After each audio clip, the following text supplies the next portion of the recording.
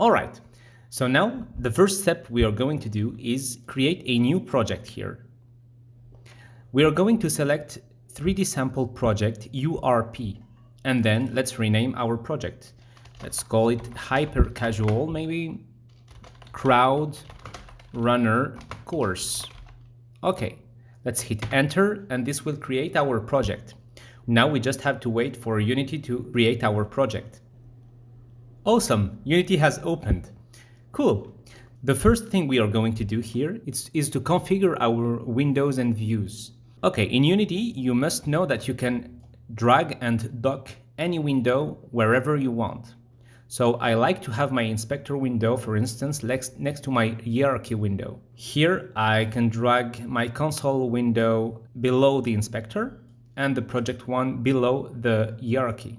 Then you can take again the console window and dock it here next to the project one. All right, perfect. Cool.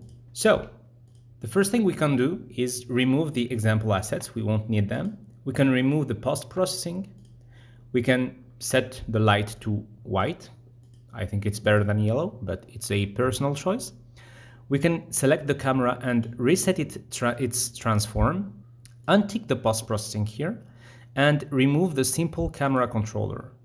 So these are some basic Unity things that we don't want for our project.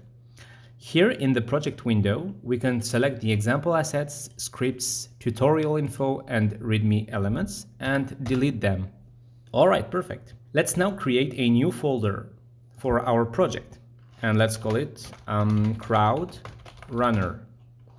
All right, we are going to select all the other folders and drag them and drop them here in the crowd runner folder. The last thing you want to do is to click on File, Build Settings, and select Android as our target platform.